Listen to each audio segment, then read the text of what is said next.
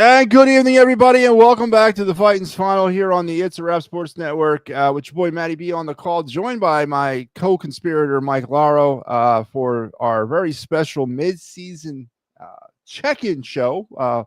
We are post All-Star break, getting through the longest goddamn week in the baseball calendar. This is terrible. No baseball, but we're almost through tomorrow, and we have to. We got to step back, Mike, and we got to look back at what was. What will be and what could be for the 2025 season. We do this every year. We as you guys know who follow this show, we usually host these shows alone. So any opportunity to come together as a group to talk about the Phillies is much appreciated and much deserved. And you know, given our observations as we've seen them as we host this program throughout the season, we won't come back together again as a group until the end of the season. But we will pair up for the post game or for the postseason. But it is just me and Mike tonight. The rest of the guys I think we might have one or two more jump in at some point. We'll see. But, you know, it's a busy time of the year, Mike. But welcome, Mike. Welcome to the mid-season point of this year. And how has Mike Laro's experience been with the Fighting's Final? Just hosting the show up to this point. Bipolar. It's one word you can say, bipolar. Man, I'll tell you, there's been some games where they've won that I didn't think they were going to win, and there's been definitely some games that, you know, you're kind of left scratching your head going, how did that one get away? If I'm going to sum up the 2025 Phillies up to this point, the first half is bipolar. That's the only word I could use for it. You know, that's about it. Yeah, Mike, I want to go back a little further, though. I want to go back into the offseason. I want to go back to like November, December, January timeframe, specifically November. During the Phillies exit press conference of last year, 2024, it was a gut punch the way the season ended. There was some obvious problems with this baseball team coming down the stretch of 2024, and then really glaring problems in the postseason against the Mets. Dave Dombrowski was... And I got to give the Philadelphia sports media, which I never do. I never give them credit because I think they're soft as hell. But they gave him they fired a lot of the same type of, are you willing to make change questions at this press conference. Now, Dombrowski did not openly say, absolutely, we're changing it all. But he didn't shut down the idea either. But what did the Phillies do, Mike? They went out in the offseason and largely have done absolutely nothing to change the DNA of this ball club. Now, I get it. Dombrowski also says that he likes the way the ball club is. He likes the makeup of the club. And but he admitted that there's some areas that needed to be improved on. But as we sit here post All-Star break, getting ready to go down the stretch of the final 66 games or whatever it is left in the regular season, up to this point, Mike Laro, has Dave Dombrowski done enough, or did he do enough this past offseason? No, not at all. I mean, your two major additions to this team were Romano and Kepler, and they're both coming basically off injury. So he tried to do low risk, high reward. To me, that's what those moves were. Also, too, Matty, I think, you know, I think he's kind of hamstrung a little bit too. I think the management above him is kind of watching this situation about just how much of young talent he deals away, because we all know how Dombrowski is. He'll clean your farm system out to try to get you something now. And he did it in Detroit. He did it in Boston. And going forward here, man, I don't want him to do that. To me, I think there's 4 untouchables for the Phillies. Like everybody's saying that there's like 1. I think there's 4. You don't get rid of Painter. He's untouchable. Crawford's untouchable. Miller's untouchable. And if you want to throw Mick Abel in there, Abel or Painter, you know, one of them is going to go. You already know that. But to me, them 4 you got to keep. You got to have something in your cupboard. You can't keep getting rid of your cupboard for right now when there's just too much that you got to fix now. And that's where we're at with this Phillies team. Yeah, and I go back to that off-season thing. I mean, it's not like the problems that we're dealing with here are something that, oh my God, where did this come from? This is the same thing, Mike, over the last, let's call it what it is, man. Last 3 seasons. And yet we're still talking, and we're going to get to the trade deadline stuff a little bit later on. But we're still talking about literally the same needs every trade deadline. Some bullpen help and a bat. Every trade deadline, we're discussing the same thing. It's never like, hey, you know what, we might need a starter, or what, maybe we need a new ball boy. But it's always the same thing.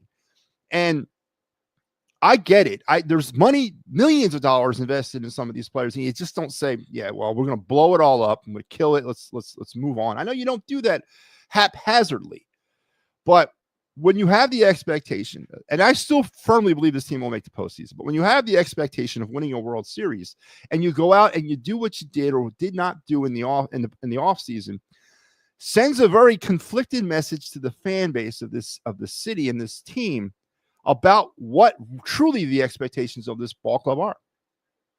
Yeah, you're 1,000% right with this. I mean, I feel like Dombrowski didn't do enough. I really did. There was other pieces out there that I believe he could have went after.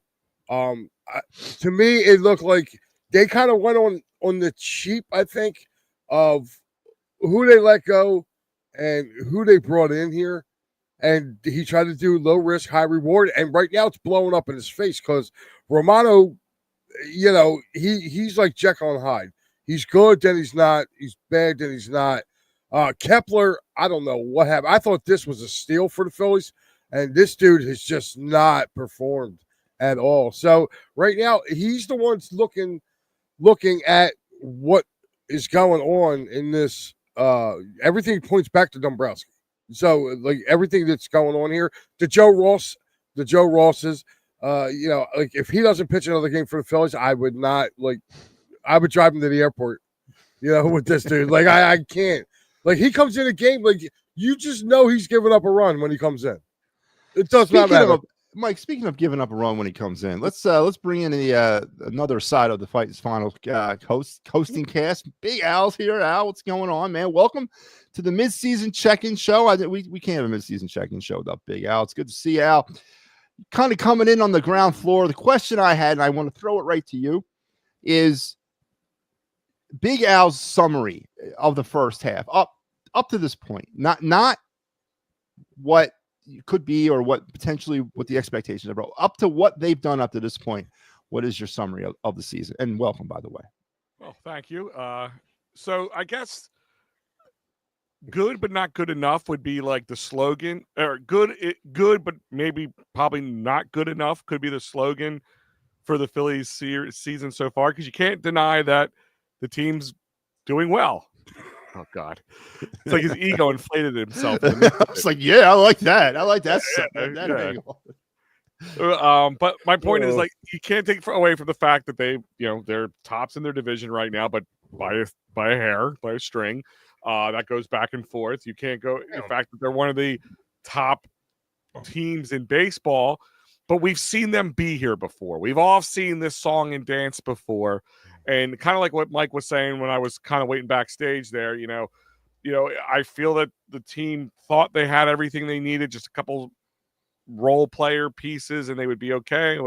Obviously, that's not been the case. And I think Dombrowski needs to swing for the fences if he wants to make any like really real run. And not just a possible, hey, we're going to the playoffs. We might do well. We might get the NLCS, CS, but can we compete with the top tier 2-3 teams? They can't get away with this bullpen the way it is.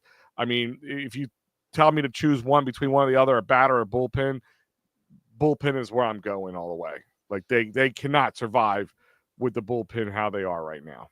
Yeah, hey Mickey, what's up? Well, we're gonna get in the trade deadline. We're gonna get into all that, but I do want to pause, and I want to discuss what we've experienced up to this point.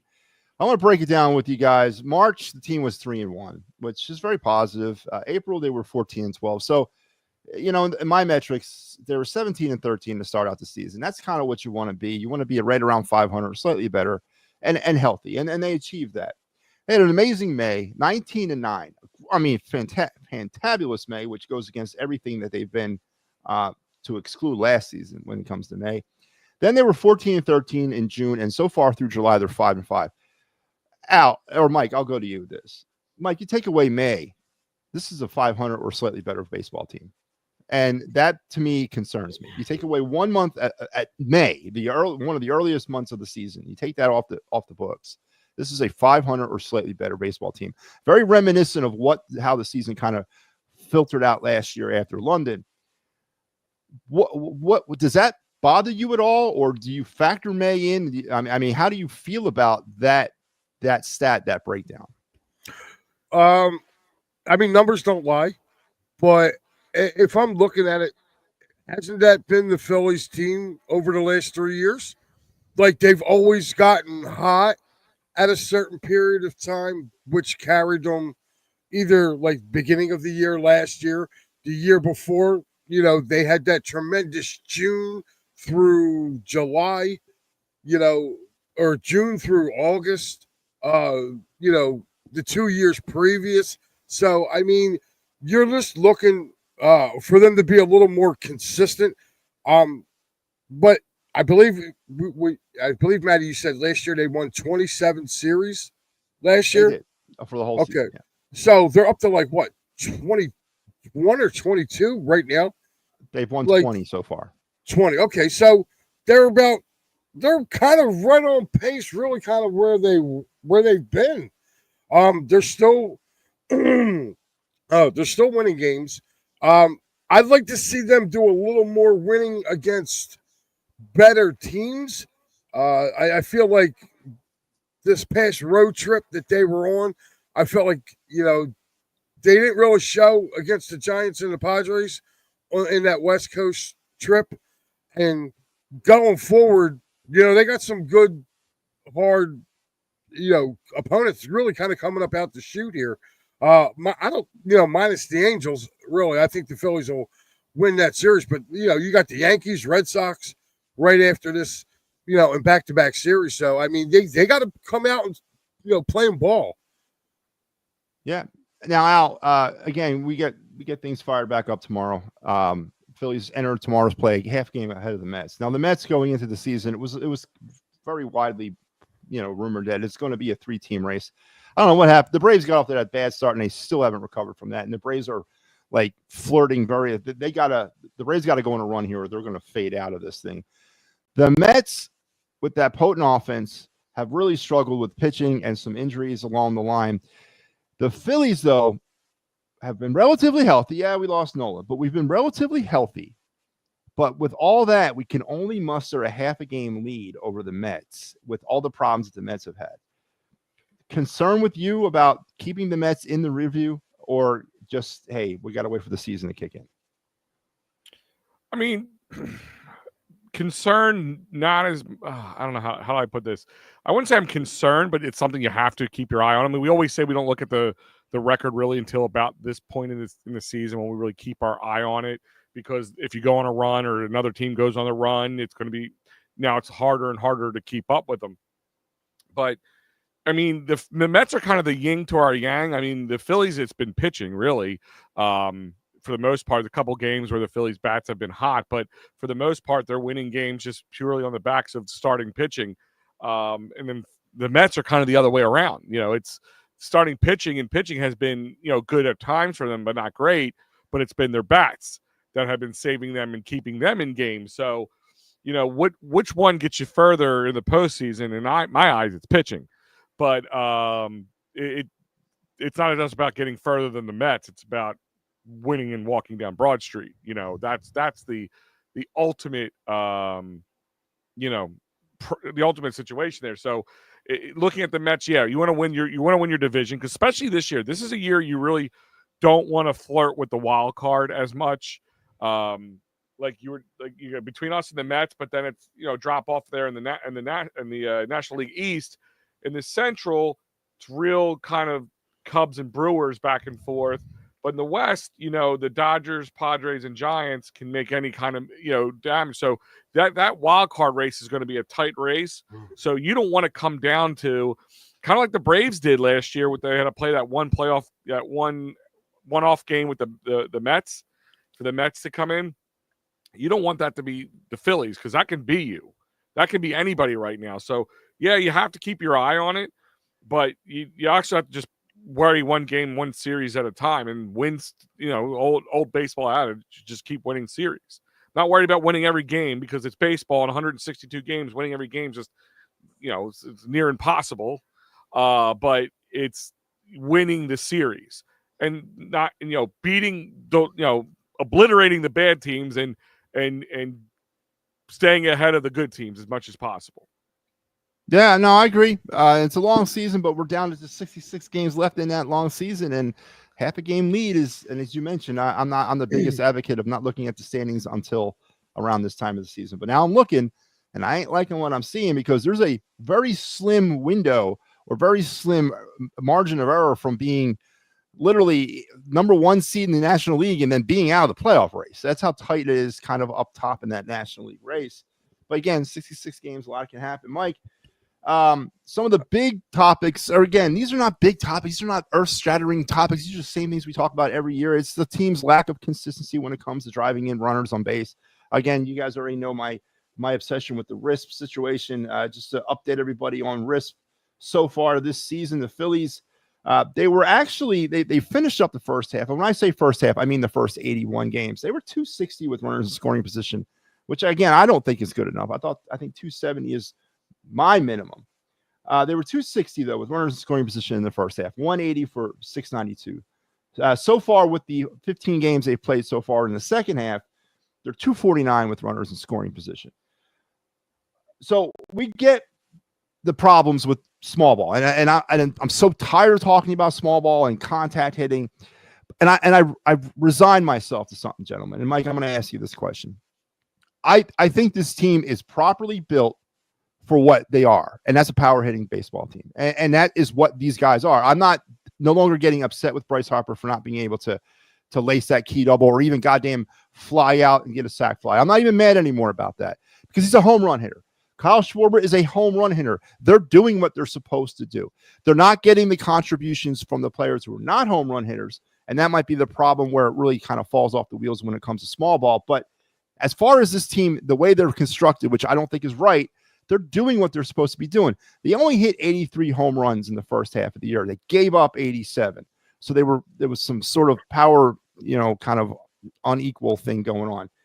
But Mike, and I'm going to bring up Steve's comment here because it's interesting that he brings this up. Let's talk about some of the players. Let's talk about the Bryson Stott, the Alec Boehms, the Max Keplers of the world, and Trey Turner. We can throw him in there too, but Trey's had a really good season consistently. I believe, Mike, the problem with this team falls with these guys, their inability to produce and what they can produce. And that is scratch out hits, that move runners along, and then let your power guys be the power guys. And I think we're relying too much on the power guys. Bryson Stott is one of the names that have really sort of been a boil in a lot of people's butts this year. And thank God we're not talking about Chase Utley comparisons anymore. Thank God that's over with. But Bryson Stott, Alec Boehms seem to be the ground zero of the criticism of this team. Can the Phillies succeed with these two in their regular lineup, Mike? Yes, they can, but they got to start hitting. Well, no, no, Mike. I'm not asking what the projection is. Currently, right now, what you've seen, can they succeed with these two in the lineup? I'm not asking what could be or what should be, because we have a tendency to do that as Phillies fans. We look into fantasy land. We look into Homerville, and we try to kind of ascertain the answer. I want to know what the answer is based on what we've seen. Do you think they can succeed? No, right now, no. Matter of fact, Bohm really shouldn't even be playing. He should be benched. It should be Edmundo Sosa in there. And Edmundo Sosa is a bench player. So too much of a bench player, he'll start to get exposed. He'll start to be exposed. But to me right now, I don't even think he's the best, third baseman on the team. Is Bohm. And same thing with Stott. So you can say the same thing with Stott.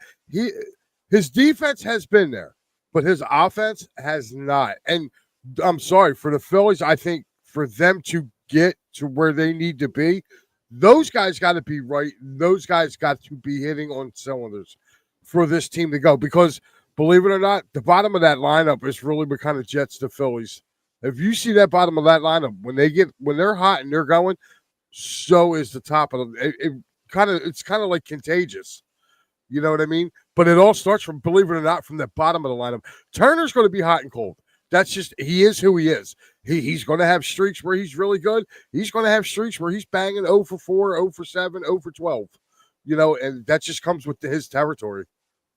Al, can the Phillies home run hit their way to a World Series, or are they going to have to get contributions from, as we talked about? Does Bowman got to start batting his weight? Does Stott need to start batting his weight? Do we need to end the center field experiment? Basically, the way things are, the way they're moving, the way it's been, now they're hitting a lot more home runs. They've hit 18 home runs over the last 15 games, which is pretty good. But the way they are, and not what we want them to be, but the way they are, and they're a power-laden veteran team, is that enough offense to win them a World Series right now? No. No. The answer to Stott and Bohm, they need to stop trying to be power hitters. That's my ultimate goal.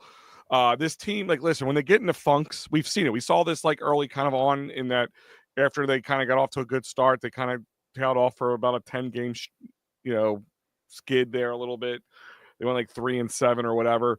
And when they're bad, take Nick Castellanos, for instance. I mean, he is one of the most frustrating guys to watch when he's in a skid. And he's just trying to destroy the ball, even if it's 5 feet out of the zone. It doesn't matter. He's just swinging as hard as he can.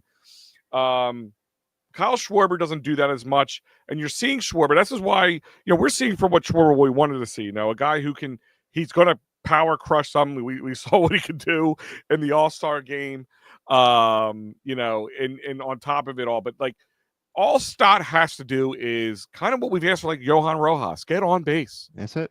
Put him in the put him in the 8 hole. I'm okay with it. Move Alec Bohm down with this. I know we're gonna talk a little further about it. But what this team needs is a solid 2 guy.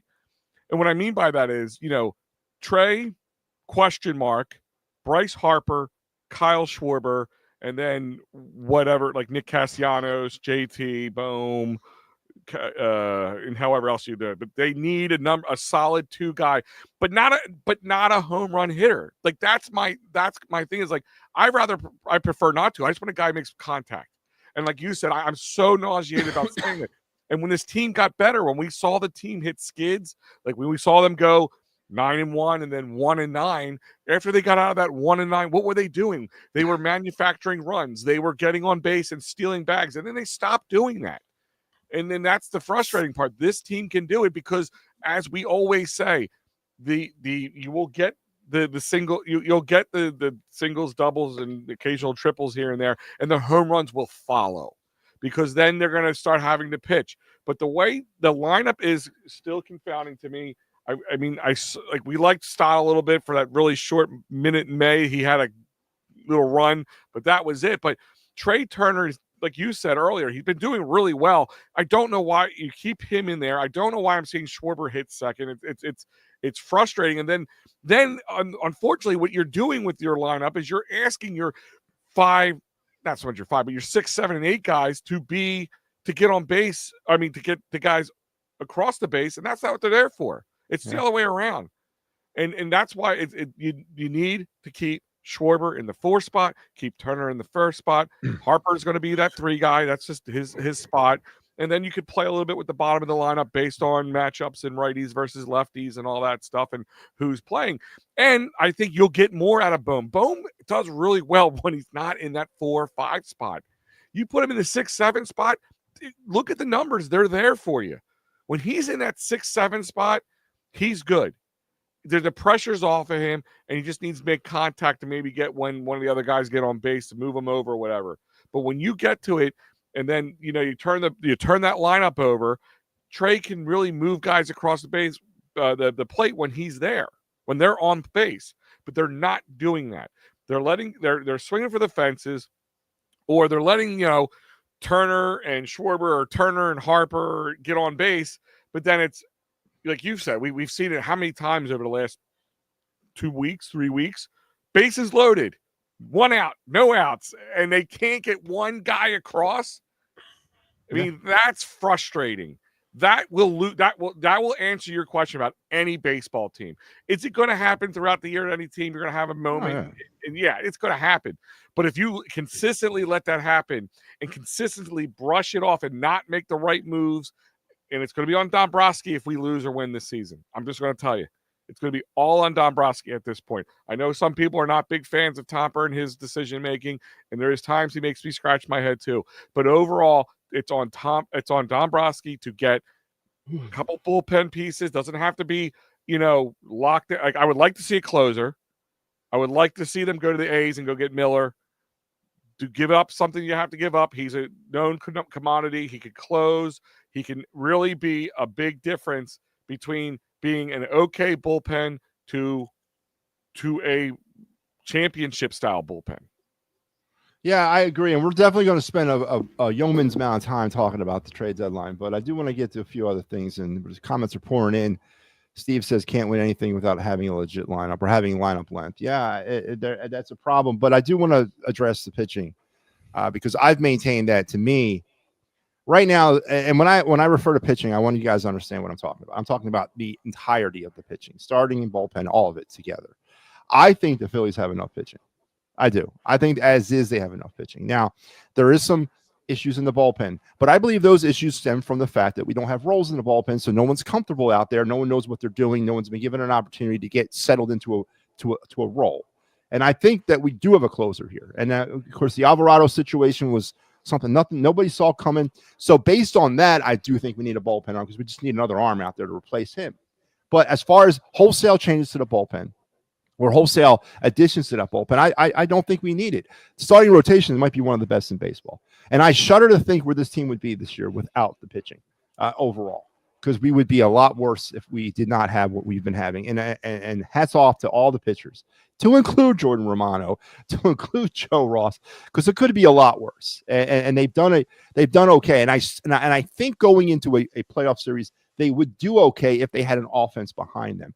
That, to me, is the main issue that needs to be addressed. And I don't know if they can do it adequately at the trade deadline. We'll talk about that. But Al or Mike, if you had to pick a first half MVP of this baseball team, and we'll call it up to this point, who was your first half MVP and why? Ranger Suarez. I think he would be my first half MVP. His starts. He's gotten better each start as he's came along, throughout the year. I think Suarez would be my MVP of the team right now. Because between him and Christopher Sanchez, to me, those guys just go out and they just pitch. They don't ever seem – they have a calmness about them. And they haven't had – the blow-ups like the other pitchers in the starting rotation. You know what I mean? I'm sorry. I know I see a comment down here about Wheeler. Wheeler wasn't so good early on where, I think I would even change that to even Christopher Sanchez. Christopher Sanchez has been money since his first start. I agree. So that's who I would take, Christopher Sanchez right now. Al, your first half MVP? Well, I mean, it's got to be Zach Wheeler. Sorry. Zach Wheeler all the way in this sense.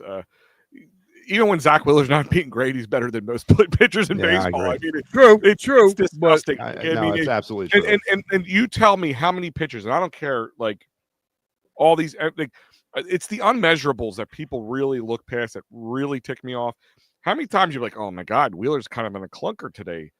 And then watch him go to an inning or two, and then boom, he's just locked back in. He makes the right moves in his head. He can adjust from inning to inning.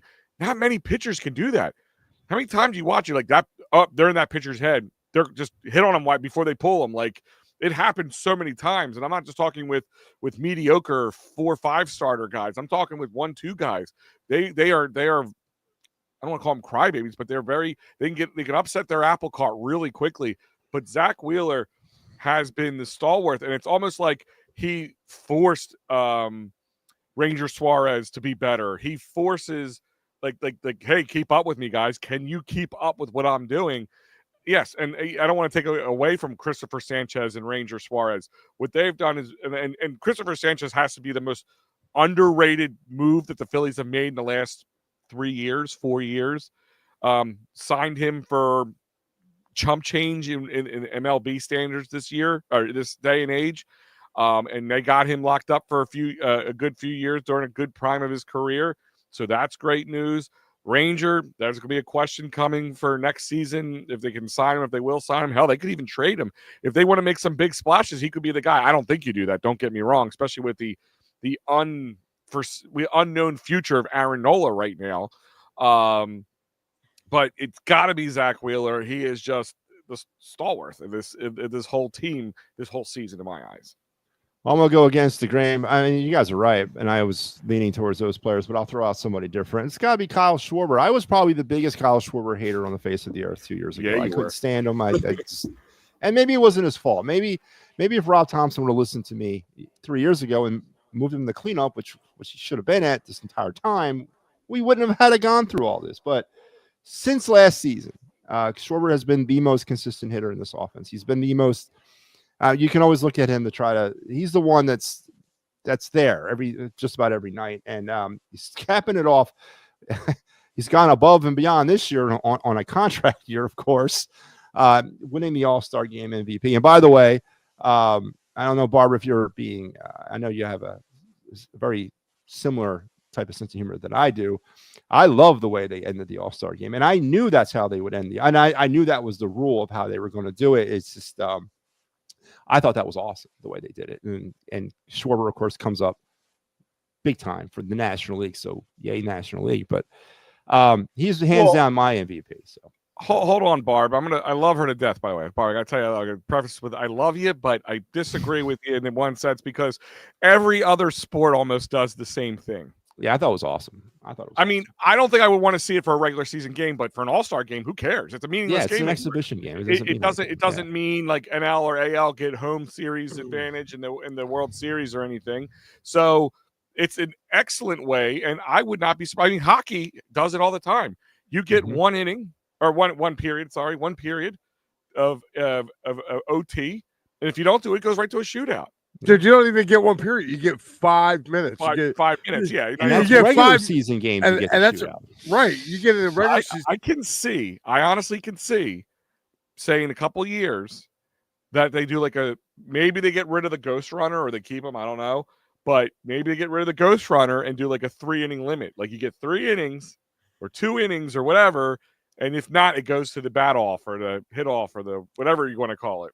No, I keep it out of regular season. I'm not saying I want to see it. I'm just saying I could see Major League Baseball doing it with all the love that got. Yeah, you know what's going to suck though is when you're watching Kyle Schwarber hit Schwarber bombs next year in a different uniform at the All-Star game at the Philly. bank. Yeah, I am going to that. I don't care. Yeah, I'll be there all weekend for it too. Futures game, draft, the whole 9 yards will be here next year. That's going to be fun. To all of it. Yeah. But Steve says 2008 Phil's won because Chooch was Chooch. He wasn't trying to hit 25 home runs. He knew his role. And listen, let's go to Rob Thompson real quick. I do want to address Rob Thompson because, I think he does. Rob Thompson's not a bumbling fool. He's not. He's a baseball guy. He's been in baseball 40 years. He's been with the Yankees. I mean, he knows what winning looks like. He's been through it.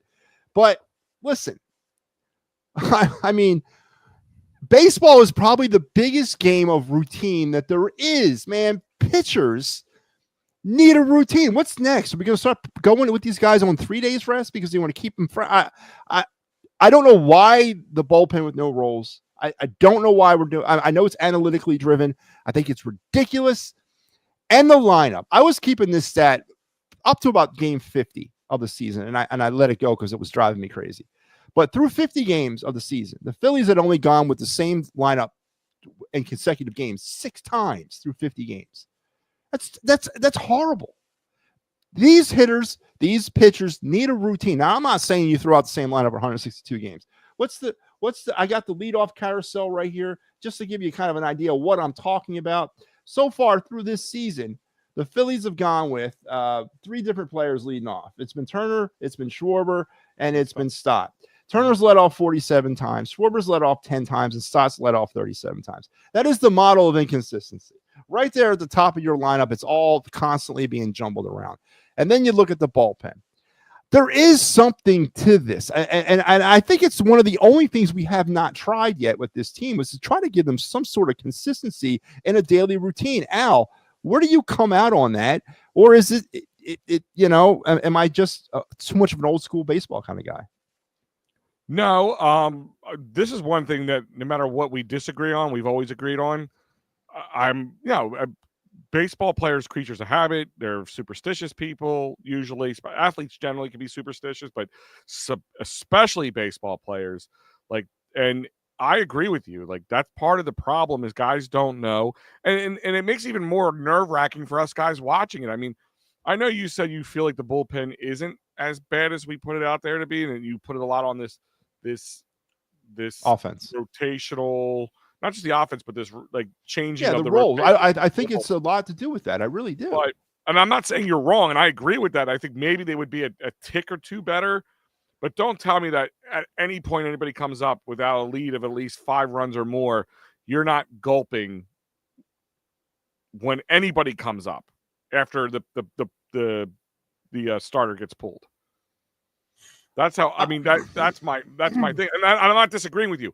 Yes, give him a goddamn role. That's what I wanted. I've been saying that as long as you have. Probably it's been the one thing that me and you have been, lockstep with in Phillies baseball over the last 5 years since we've been working together. And I agree with you 100% that they need to give these guys roles or get them out. If they can't keep the role, then get them out.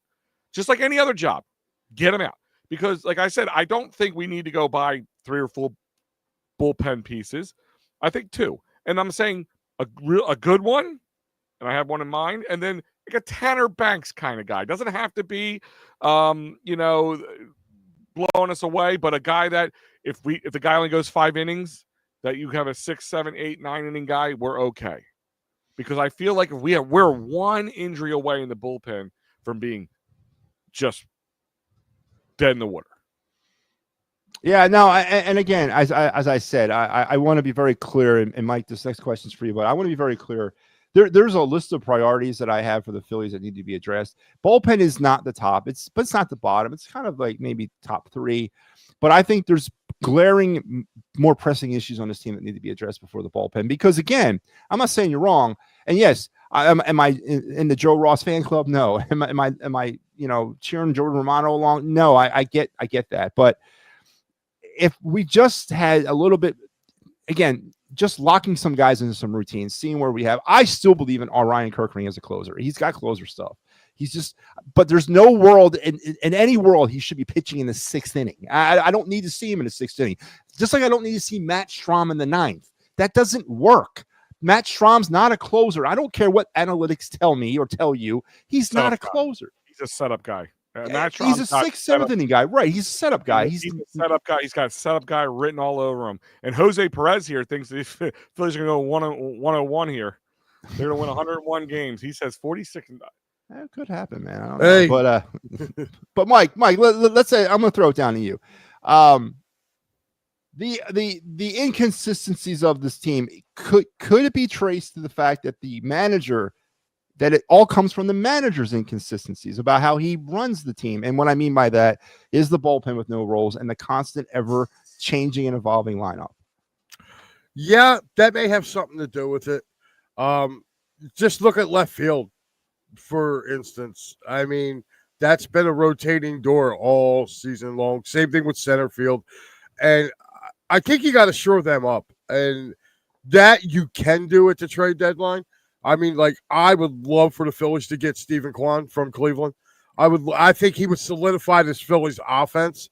Like, this is a guy who's going to put the ball in play, and he's a contact hitter. And I'm sorry, but he's better than what anything.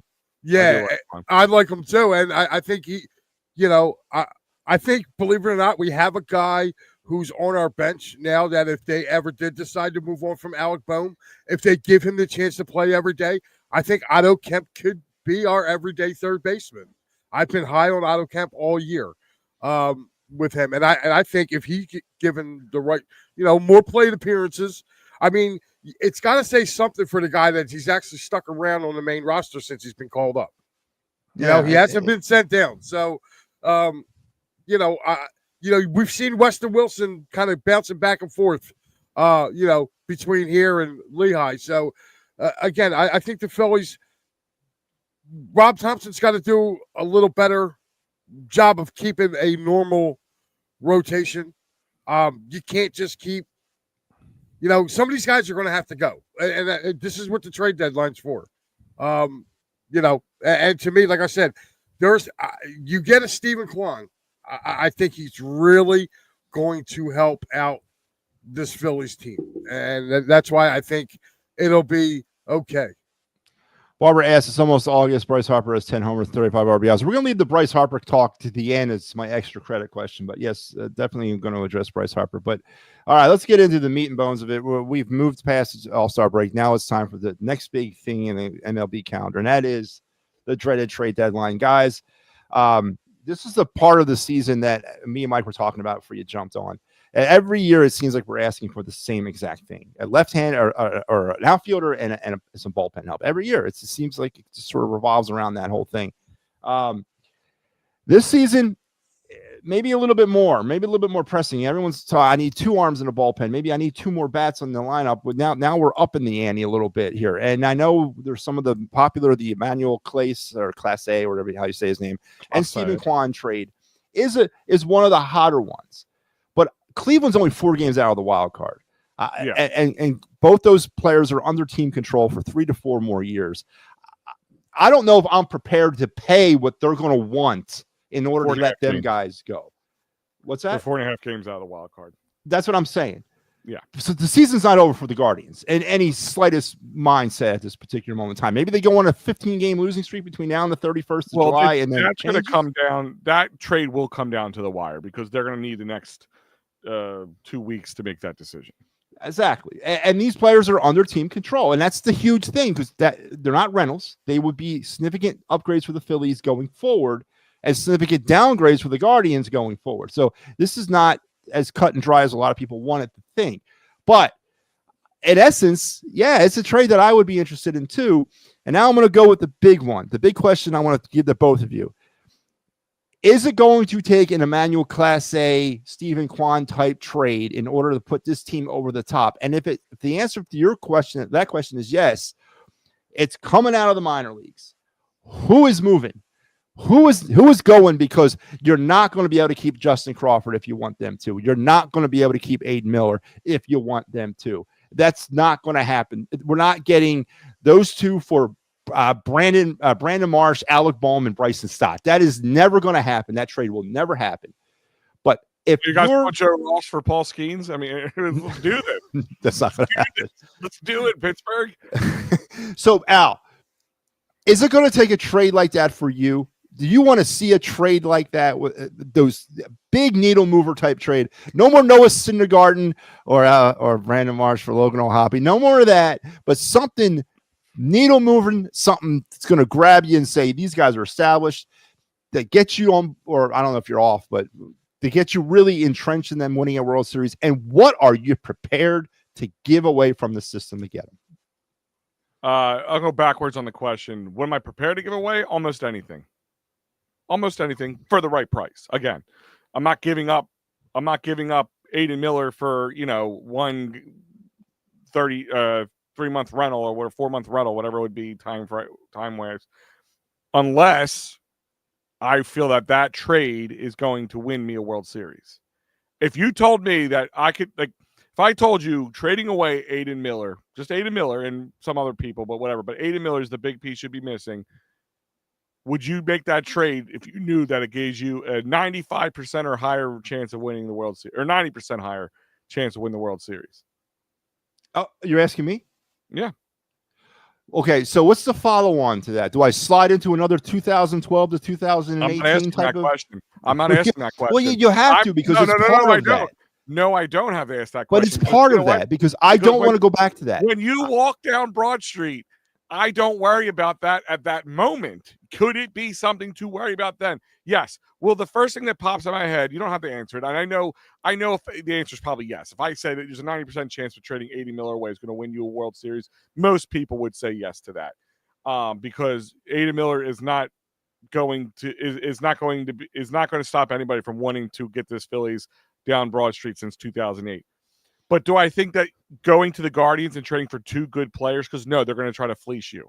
I think doing a dual, like a trade, like going to Athletics and going and asking for Rooker and Miller and trying to get those two guys at the same time, you're gonna have to give up the farm. It's not going to work that way. But listen, I look at guys like Dombrowski's going to try to be smart in some ways, but try to not too smart, like not be the smartest man in the room. They do need to make a splash move, but they don't need to make a splash move for two players from the same team because I think that would be too costly. I think that's going to be a Miller and a Crawford, or a Miller and a T8 or Ty8 or however you say his name. Tait. But like they can go to the Angels. They love working with the Angels, whatever it is. They can go to the Angels. And Estevez has been better this year, guys like him. But I'm looking at a guy like Reed Detmers.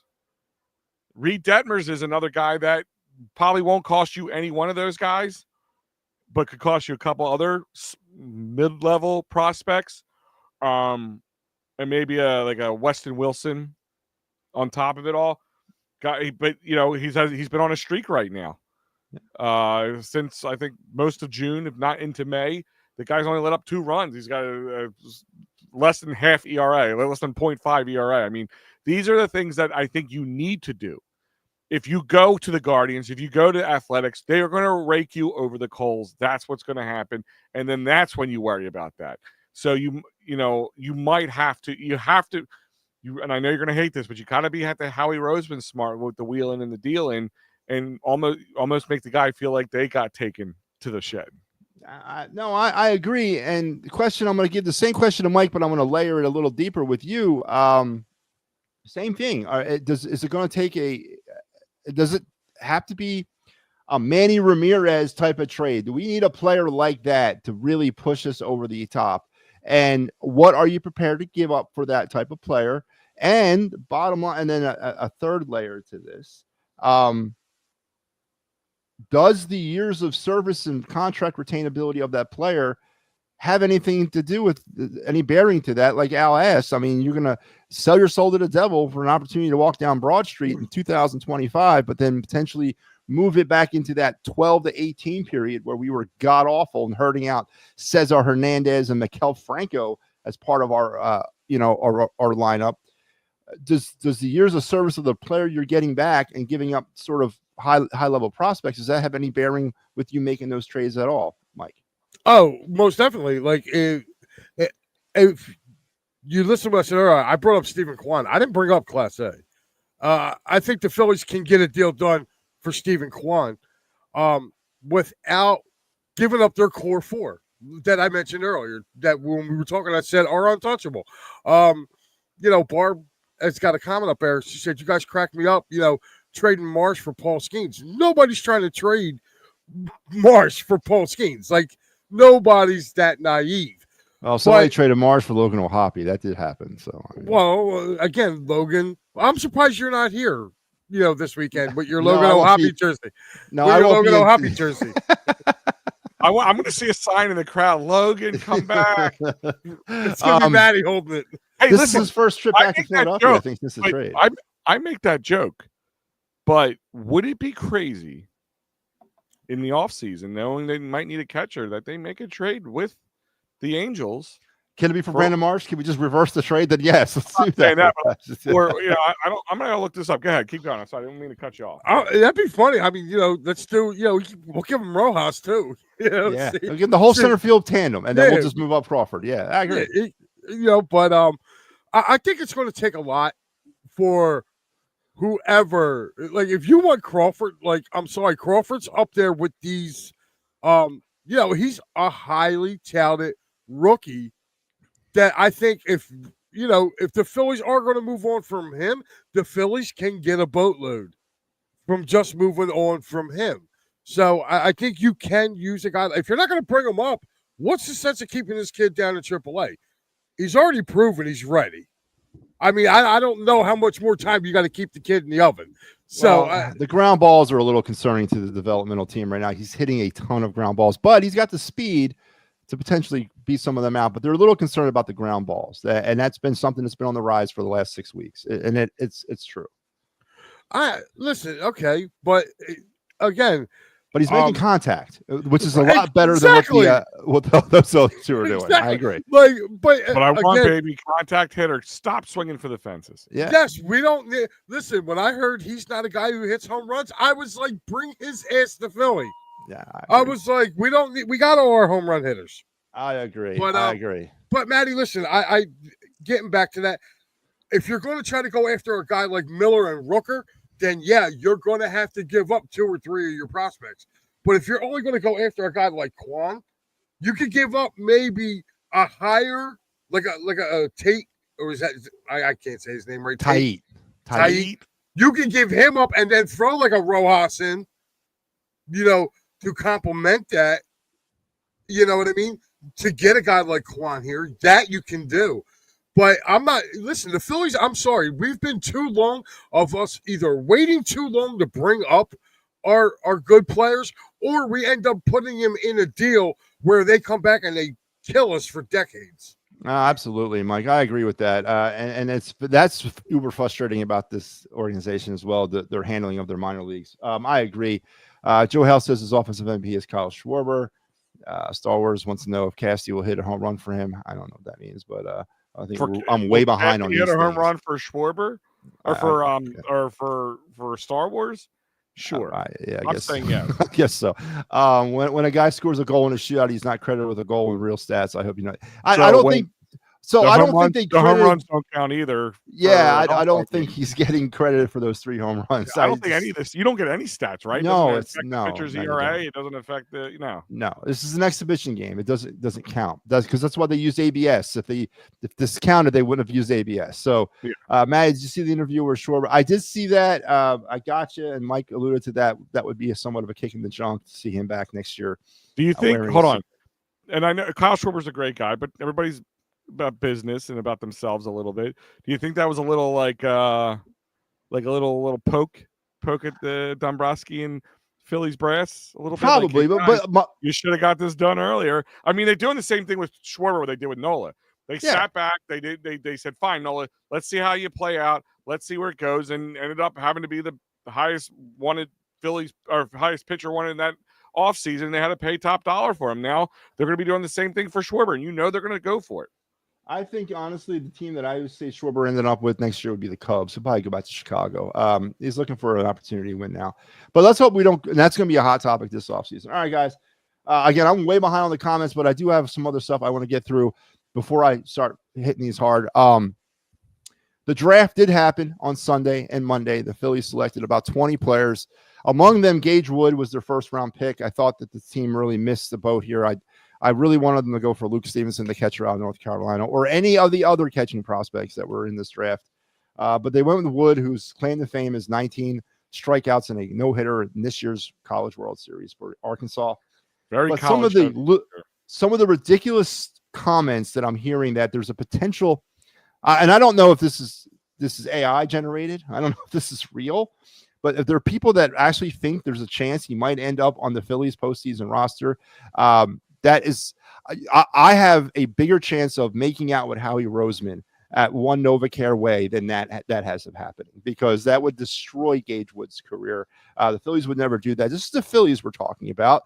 The team that's notoriously slow with developing their prospects. And why would you do that to a kid like that? But Gage Wood, I don't know. I'm not going to lie. I watched the no-hitter. Didn't really profile Gage Wood. To me, he was a second-round talent. I didn't think he was going to be first round. What's your impressions of? I think they took like 17 pitchers and 3 position players for their draft, so they went pitching heavy. So, Mike, what's your opinion on the draft strategy of the pitching and Gage Wood and all that? Matty, I think they probably went 15 pitchers, a left fielder, and 4 shortstops. They got 4 something like that. They also got a catcher too. They got a catcher. They got a catcher, so it's like 16 pitchers, or a catcher I'm sorry, 15 pitchers, a catcher, and 4 shortstops. They went real heavy shortstops, which you saw, like, 2 of them are from our area. One's from like upper Jersey, and the other one's from down here somewhere. I kind of like the pick of the kid Gage Wood. He's got a little tenacity to him. And just listening to when he got drafted, the guys on the MLB network were really kind of raving about him. They said, Philly, you're going to love this kid. I guess time will tell with that, how fast he can move through the system. I agree. Now, there are some medical concerns. That's why he allegedly fell to 26. So there are some medical concerns on that shoulder. Allegedly, some teams were not feeling it, but that's part of the draft. Al, again, like oodles and oodles of pitchers and a couple position players. Does the Phillies organization know something we don't know? Is there either going to be a massive exodus of some of our prospect pitchers, or have we maybe missed the boat with some of our prospect pitchers, or is this just the way baseball teams want to build with pitching? Well, especially with the Phillies. I mean, look, at pitching has pretty much ruled the roost for them. Watching Zach Wheeler over how many years now with the Phillies, guys like Sanchez, guys, they got with him. They were probably looking for another Sanchez type pitcher. Suarez, here's a guy who can't stay super healthy. So, I mean, a lot of our great pitching starting to get aged, and who do we got in the wings waiting for them? Not many. Mick Abel, like nobody I know very well. Andrew Painter. I mean, after that, and yes, listen, you take, would you say 18 pitchers? I mean, that's like 16. Surprising. It's a lot. It's a lot. And of those 16, how many of them actually make it to the majors? 4, 5, and that's kind of how they're probably looking at it. We're going to pick as many as possible and see what we get. So no, I'm not surprised at all. They went very college heavy. I mean, listen, the guy was unbelievable in what he could do for Arkansas and all that stuff. And I'm going to sit here and not pretend like I know this guy. I'm not going to sit here and tell you that. I can tell you that I as soon as I saw a little bit of her, read about, just reading through The Athletic, reading through all that kind of stuff when it happened. And then, of course, once they drafted him, of course, I went and watched a lot of the video and stuff like that. So a high hurler like that, that's to be shoulder concerns or to be have. Look at Andrew Painter. I mean, it's the same idea with Andrew Painter. I mean, the guy's already had Tommy John surgery and hasn't thrown a lick in Major League Baseball yet. So, I mean, that comes with this kind of stuff. Guys are trying to impress at young ages in the college, in high school and college, and especially those coaches, they just want to win championships, and they're getting guys burning their arms at 98, 99 plus miles per hour, and that's why we're dealing with what we're dealing with today. And you're seeing the resurgence of the knuckleball, coming out of the woodwork. Yeah. But I'm not surprised. I'm a little surprised on the college heavy part of things, to be honest with you. Because that's not usually the Phillies' MO. So I don't hate it, but it's like anything with baseball drafts. It don't mean nothing to me. I mean, unless you have a Bryce Harper or Mike Trout or somebody who's just going to be the next big thing. Steven Strasburg's back in the day, all those kind of guys. It means nothing to me until it happens. Absolutely. And the clock is now ticking. The Phillies have till Monday at 5 p.m. Eastern to sign all of their college or 4-year college and high school draft picks. Their JUCO guys, they have up to this next year's draft, but they have up to Monday at 5 p.m. to sign these guys. Or if they don't, they cannot participate with the Phillies for this entire season. And then they still have up to 24 hours before the draft next year to get these guys on the contract. But you got to sign before Monday if you want to go into the minor league system this year. If not, you got to wait again. Can they come up? If they what is the rule? Can they come up right away? Yeah, they could start with the Phillies if they sign them right away. Absolutely. Okay, I thought there was they had to be like a certain amount of time. You do not have. I mean, that's all. You now belong to the organization. They do what they want with you at that point. Okay.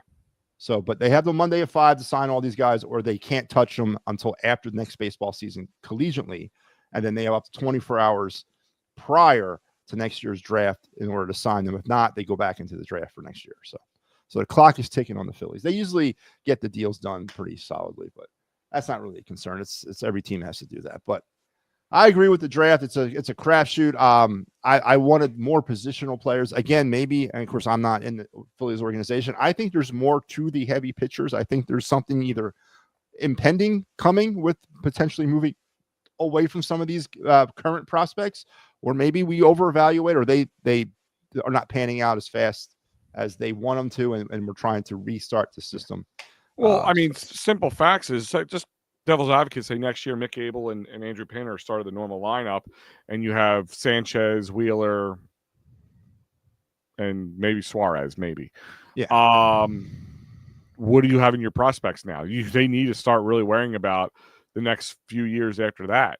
We got Gene Cabrera, who pitches for Reading. He's probably he's more than likely going to get dealt in the trade deadline. He's probably the next layer down from the Abels and Painters. Gene Cabrera, Seth Johnson, another player that we got last year from the Orioles. He's been they're putting him in the bullpen, but I think he's a starter. But Moises Chase, another player that came over last year in the Baltimore deal. He's down in Jersey Shore. So there is a significant drop-off from what we're considering the top layer prospects to the rest. And you're right. And also don't forget, a lot of these guys, they might be coming as starting and pitching, but they might be bullpen pieces by the end of it all. Yeah. Especially with baseball. I mean, guys, look at what was it? Harper wasn't he a catcher? Like when they drafted him or something? Like it means in JUCO he was a catcher, but then he wasn't going to be catching in MLB. Yeah. But he did come up as a catcher. Jason Worth was a catcher too, I think, wasn't he? Yeah, they were. Yeah. And I know things change. But so the draft is over. All-Star break is over, or All-Star game is over. All-Star break will be over in about less than 24 hours. And here on the network, we will be right back at this bad boy tomorrow. The Phillies will start a 3-game set with the Angels. And yes, Big Al will regain his Friday night time slot and also the City Connect uniform time slot, as we'll get those things back fired up. I forgot when I took that Friday time slot that I was going to be dealing with that every time they played at home. Thankfully, though, after this season, they can opt out to another design. It's only 2 years, and they they can change it, or they can keep it, but they can change it after 2 years. So I guarantee they'll change it. It's all about money. They want to sell. Yeah. They want to sell. And I see too many people at those City Connect. I'm going to say this again for those who don't know. I hate the uniforms. I don't mind the hat. I would rock the hat just to wear a hat with it. But I hate the uniform schematics altogether. And they always put them on when they're playing the Brewers, which is frustrating as all get out. Al's on Friday, Pat's on Saturday, and I will get you on Sunday. And of course, the Down the Phillies Farm, all that good stuff will be on Sunday as well. So we're back at this. Yeah, I'm on vacation next Friday, guys. So get it in if you're going to miss me. Yeah, I think I'm on next Friday. Yeah, I think I'm doing it. But all right, let's get this thing down the wire. We talked a little bit about the closeness in the schedule or in the standings, and this thing is there's 66 games left. There's a ton of baseball, a ton of things are going to happen. But if Mike Lauro had himself a big old crystal ball, what is Mike Lauro seeing the rest of the way through the regular season? And yes, Mike Lauro, what is the postseason prediction? I think the Phillies get to the League Championship Series. Do they win the NL East? Yes. I think they outlast the Mets. I think the Mets pitching woes is going to come back and haunt them. It's great to have a closer, but if your starters can't get you to your closer, they're going to have to win games 10-8, I think, to get there. But I think the Mets are going to be a playoff team. So, we're going to probably have to see them again. And, I think it's Phil's Dodgers, NLCS. When we get to that point, I'll let you know whether we're going to get to the World Series or not. But I see Phillies and Phillies and Dodgers, NLCS. Yeah, Barbara's saying inquire about Zach Gallen, either the deadline or an offseason. He'll be a free agent. Yes, he will be. And with Zach Gallen, but I think Diamondbacks could be a team that the Phillies really look to poach. Yeah, no, I agree. And obviously we didn't really talk about Aaron Nola too much. I don't think we're going to see him the rest of the year. I'm not saying he's done, but I think he's done for 2025. I really do.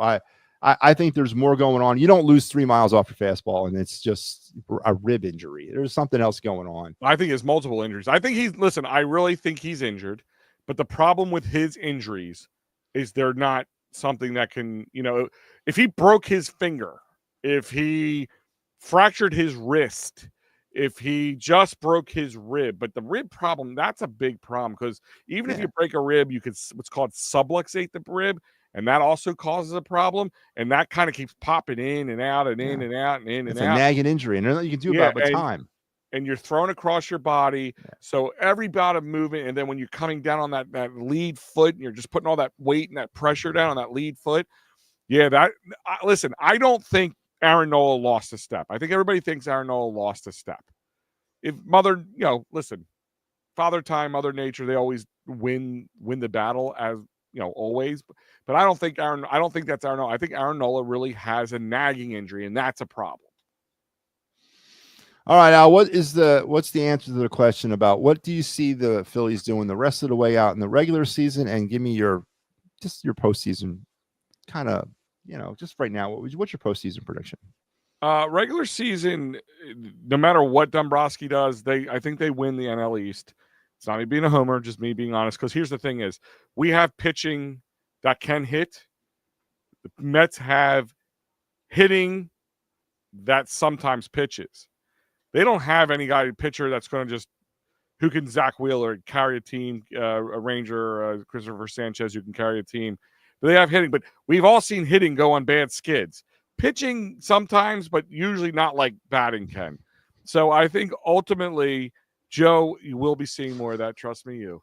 I actually almost jumped on your show the one night, but life has kind of gotten a little crazy at times. But we'll go over that later. But my point is, I think the Phillies' woes are more sustainable, or less of a woe to sustain winning through the regular season than the Mets are. That's why ultimately I think the Mets will not win the East and have to bid for a wild card.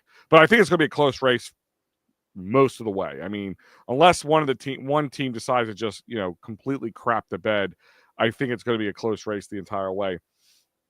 But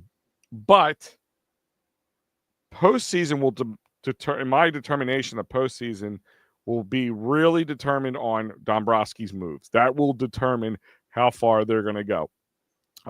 How they're built right now, if everything's status quo stayed the way it was, NLDS, maybe CS, depending on if the bats get cold.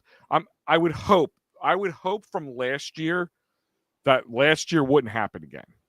That taste in their mouth sticks, and then it just sits at the top of their mouth. And every time they take a bite of food or a sip of drink, they taste that Mets series in the back of their throat constantly, that they never, ever, ever allow it to happen again, because I have not let that taste go, and I don't swing a bat for the Phillies. So I would hope that they don't. So that's kind of where I'm at with that one. I agree. I'm going to say my answer because I have two more things I want to talk about. We'll sign off. One word answers only, yes or no. I'm going to throw out some team names, and the question is, will they make the playoffs? Are you ready? I'm going to start with Al. The Braves. No. Mike, the Reds. No. Al, the Pirates. No. All right. They can't even win games with Paul Skeens in there. I mean, come on. That's just it. I mean, but they're hovering. They're only like 6.5 out. So they're 13 and a half games out of their division. Wild card. Like 6.5 of the wild card. No, 13 and a half games out of the wild card. I've seen crazier things happen. 7 games back in September in the Phillies. It's the Pirates, the same song and dance. I mean, we sit here. Listen, of all the moaning and groaning as Phillies fans as we've done, we could thank our blessings that we're not many. Like there's about 15 other teams. Thank God we're not part of. So Barbara says Dodgers, Cubs, Phillies, Mets, Brewers, maybe Padres. Do you agree with this as the NL format this year, there, Al? Yeah. I mean, right now they're all the guys sitting at the top of their division right now. They're San Diego, Brewer. Yeah, I mean that's right now. That's pretty much how it looks right now. If the season was to end today, that's exactly how it looks right now. I could see San Fran and San Diego kind of going back and forth. Yeah, San Fran. Yeah, I mean San Fran. I don't expect them to stay quiet. They've already made some moves, and I think they're not going to sit there and stay quiet. I mean, yeah. San Diego's problem is they're kind of close to what the Phillies. I mean, actually, maybe worse off than the Phillies from a luxury money spending situation with all the money that they got wrapped up in Tatis and all those guys out there. So I wouldn't be surprised in the team. I would keep my eye on that people have kind of forgotten about a little bit. The sneaky team I could see sliding, not so much the Reds, but the Cards.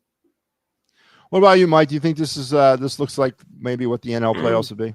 Nah, I'm going to substitute the Padres for the Giants. I think the Giants are better. I think they're better pitching. The problem with the Giants is like the same as the Phillies. They have, all gas, no brakes. All pitching. Just their lineup is just, and they have a lot of the same hitting woes too. They go really streaky too. I mean, if you listen to Phillies fans and Giants fans and just it's almost the same. It's the same complaints a lot of the ways. Yeah, so I like but I think the Giants are a better team, and I hope we don't get stuck playing them because that place is a house of horrors for the Phillies. They can never win. They never win after they're like, what are they, like 9? Three. No, they're like in the last like 12 years or so. They're like 3-17, 3-18. Yeah, it's terrible. Yeah, they're horrible. So, but I like your team that you're talking about, the Cards. I'm going to actually say that for the Reds. Like, I know I just said no, but, like, the Reds have been sneaky good, too, this year. Like, I could see them, kind of getting in that – coming back in that race a little bit. Francona could be the missing piece for them. Francona knowing how to do that could be the missing piece. So yeah, and here's the thing is, like I said earlier, why I agree. I think Barb said – actually, I was agreeing with Barb earlier. The Diamondbacks could be a team you see the Phillies go and look to poach a little bit. There's a lot of good players on that team that could fill in some of the gaps, outfield as well as pitching. Especially, I'm talking about more bullpen, not starting pitching, that the Phillies could make some deals with some of their players, and because the Diamondbacks are they're only 5.5 games out, but you gotta contest with the Dodgers, the Padres, and the Giants. That's not easy, and they're gonna unfortunately probably be the odd man out. Yeah, the NL West will probably be one of the more competitive divisions heading down the stretch. All right, final question. Barbara brought it up early in the show, and I am going to address it. She mentioned the situation surrounding Bryce Harper: 10 home runs, 35 RBIs. Yeah, he's been off injured, and honestly, if you're going to ask me, largely unimpactful since the 2022 season. If you're asking me, has the investment lived up to the hype and expectation that we made 7 years ago? I'm going to say no. At this point, it has not. He has not delivered a world championship, and he's begun to sort of spiral a little bit with injuries. So, question I'm going to throw very simply put, Mike. Mike, I'm going to start with you. Are the Phillies going to go only as far as Bryce Harper can carry them, or can the Phillies carry Bryce Harper? I think the Phillies can carry Bryce Harper. I mean, I do. They have been. Yeah. They have been. He's been going for 6 weeks. So, I mean, I think what could really help this team is Bryce kind of gets hot. But, again, he's playing with this wrist thing. And, I feel bad for the dude, actually. I really do. He has that expectation of being the guy. We paid him to be the guy. And just for some odd reason, it just like has not worked out for him. And, that's, to me, I think he's due. And I think Bryce will be okay. I just want to. The answer question kind of stepped on Mike on there. Sorry, buddy. But my point is they have carried him. Can they carry him across the finish line? That is a completely different answer, and I don't think so. Not at least the way they're built right now, they can't. But they can. What Harper can be, I call it Harper. He's kind of like a Sloman shield. So even when Harper's bad, he can put the fear of God into the other team, especially in that 3 spot. I think what Harper needs to stop doing is what we see a lot with Nick Castellanos is when he's trying to fix his swing. He tries to fix his swing by murdering the ball, and that's not what he needs to do. All Harper needs to do is get the ball and play and get on base, because then he becomes a nuisance to the pitcher on the mound, a nuisance to the team on the field. I worry that we are kind of trending into the long run of it all, slapping that unfortunate title oft injured. Huh? I love how you say words. And I do worry about that a little bit for the long run. But again, is he like Nola right now? Are we dealing with a nagging injury? And we are. We know we are. We know he's playing through pain. The problem is can he play through enough? And 2022, but also 2023, even though it was another letdown year, he got cold as so as everybody else did. But he had some big moments that carried them past them. Carried them past. I mean, the one thing that Bryce Harper brings, and again, it's that intangible aspect of things. The one thing he brings is let's go back to 2023. I remember being in the box with against the Braves, and he had that moment where he tried to stretch the ball out. He got thrown out. And we got the attaboy Harper moment, and how he responded is what you look for in it. Kind of take a look at that San Fran series. That team, we were the first team to lose from a walk-off in the Parker home run by a catcher since 1908 or some crazy year like that. The only one, Matty B was the only one alive at that point in time. Yeah, no, I wasn't in attendance for that game. He was working that day. No, but I'm talking about that's that House of Horrors moment. But how he and the rest of the team responded is what this team can do. This team is capable of doing, even though they lost the series, and they had every reason to put their tail between their legs in Game 3 and just get me the hell out of this town. And they didn't. And that's what this team is capable. And Bryce Harper can lead that team to that capability. That's so funny you mentioned that. That was the last game I did. I'm actually got the book right here in front of me. It was the 13-0 game. Yeah. You're funny. Gorgeous, funny, and talented. How can I tell you about that? Just remind everybody at home, the Fighting's Finals crew is back at it, and we will continue going through the rest of the season. And as I mentioned, we'll come together in tandems for the postseason. But so far, through, I think we're at 96 games so far for the season. This is the standings right now. Mike, you're 14-6 for 70% winning percentage. It's pretty impressive. Pat's 9-11 with 45%. I don't even know why I let him on anymore. Al, you're trending into Pat territory. I know. Healthy 5-7 with a 40. Fridays are not good for the Phillies. Fridays used to be great for Phillies, but now that's I kind of took that because usually it's a good day for the Phillies, but not so much this year.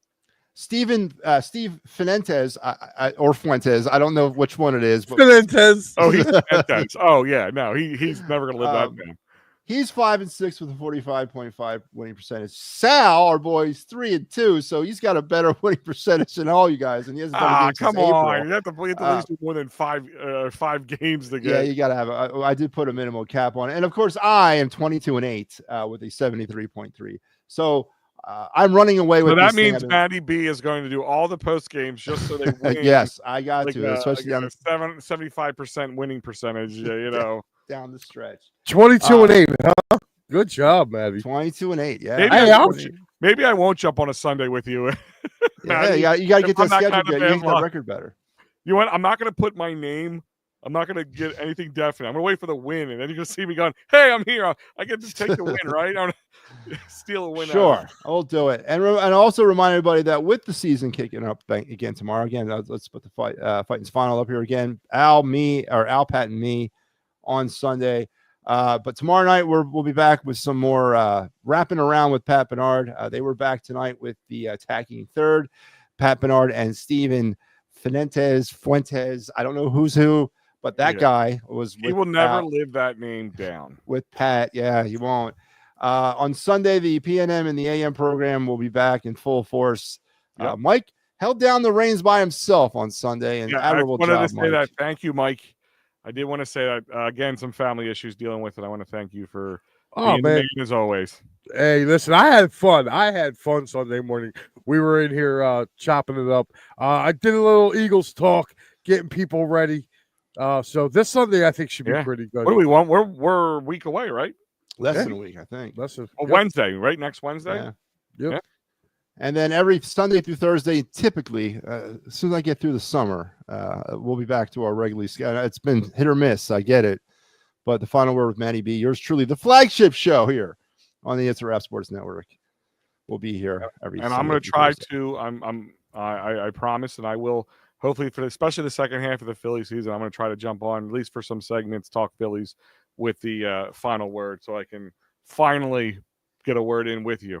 Yeah, we'll see. We'll see how that works out. But you're more than welcome to come on anytime you want. Yeah. Before I let you guys go, Mike, where can the people find you out there? Mike, what is it? Yeah, Mike Lawyer Sports on X here. And I'm actually going to be on Saturday morning with our former buddies, James Scorza and Joey Marks. I'll be on with those guys at 9 a.m. on Saturday. And then, of course, I'm on every Sunday with Al and my knucklehead partner, Pat. So that's where you can find me. Al? Same thing on Twitter at Big Al Sports with a Z at the end. On there, on TikTok too. I'm gonna try to do a little more TikTok for the It's a Wrap programs. Just try to get some quick content in to talk some, just keep up to date, especially with the trades coming out, trade rumors. Try to really drop some, break down some of the news with you guys. Actually working on doing a couple live TikToks to see if we can get that going for all the shows. That would be great. And also, before I tell you where you can find me, don't forget the fall is coming. October, the Christmas of sports months is right around the corner. And of course, football next week, training camp starts. Football is right around the corner. We are going to have a bunch of new shows getting ready to new old shows and some new shows getting ready to get right back at it. The Birds Blast with Kyle Quinn will be coming back. The Birds Flyby, our post-game show will be starting. Steve Fuentes is going to take the lead on that this year, taking it over from Sal.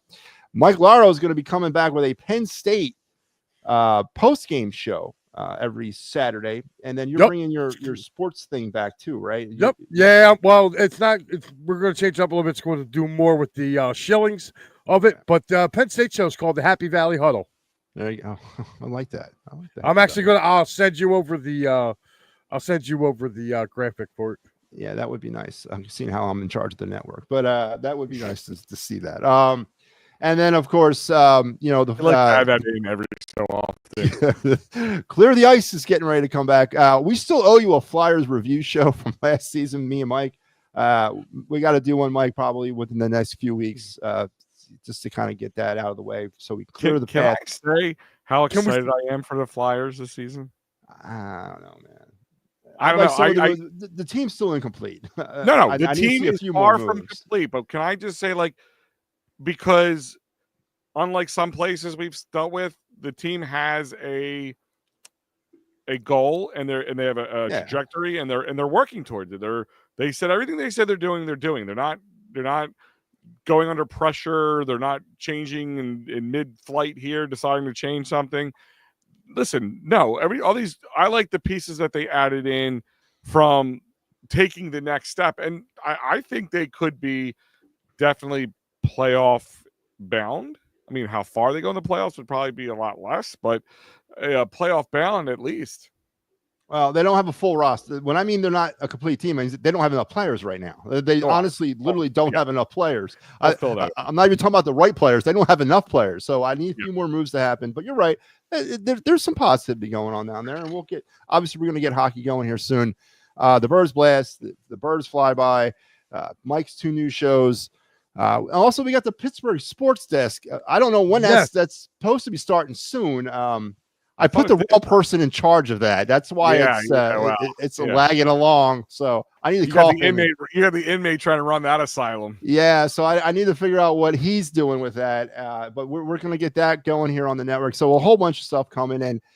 Please continue to like, share, and subscribe to the network. We've actually grown quite a bit in 7 months. I'm pretty happy. We went from 0 YouTube, closing on 100 right now, which I appreciate that and I thank you for that. But 100 good subscribers, not just some people might poo-poo that a little bit, but people who actually interact. So God bless you. Thank you. Yes, I do appreciate it. So we're growing. We're coming up on our 1 year anniversary, October 4th.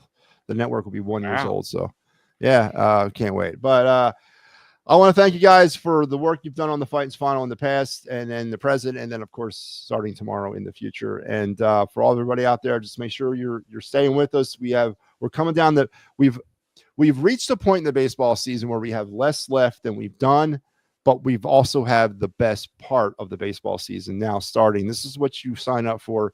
This run right here is what it's all about. And the Phillies are relevant in this run, whether or not it works out to the ultimate goal. It's still going to be meaningful baseball in July, August, and September.